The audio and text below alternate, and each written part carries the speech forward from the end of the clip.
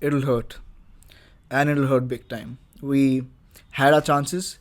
After the Perth test, it did feel like that this team could again script a miracle. But again, even after Adelaide, I wasn't too bothered. Everybody smashed everybody once. 1-1 going into Gabba, and we all knew going into Gabba that it was going to be rain affected. But I mean, still the lack of application in batting did hurt us in that game as well. And I think it was nothing short of a miracle when Akashdeep and Bumrah saved you from follow on, and it was a moment to celebrate, because given the situation you were in, it was obviously a relief, to have avoided the follow on. And I think the celebration in the dressing room were justified. And going into Melbourne with 1-1, you kind of knew that Australia had been dominating you, but you didn't let them win, and that was a moral victory in itself. But I think going into Melbourne, I think India should have at least drawn the game there, because it's not like you didn't have any chances in Melbourne. You restricted Australia 311 for 6. Then you let their tails score the run, and they smashed you for 474.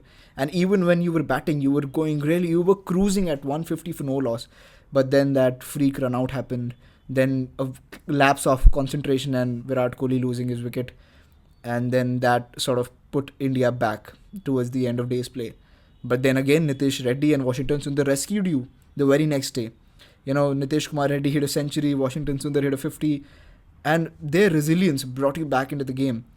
And when we kind of knew that if India bowls well in the second innings, then it's game on. Then India will be in the driver's seat, and they could probably win the game from there on.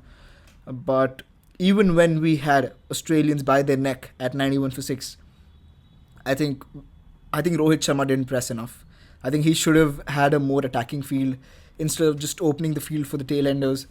And I mean, even when you had them for about 270 for 9, I'm talking about the lead, you simply could not have foreseen their 11th 10th wicket partnership going for 60 runs. And I think that's what cost India the match, because if you eliminate those 60 runs, the target would have been 280 or 270ish, and I think that could have been chased. That could have been chased in four and a half sessions. So I think India missed a trick there. They had their chances, they didn't take them.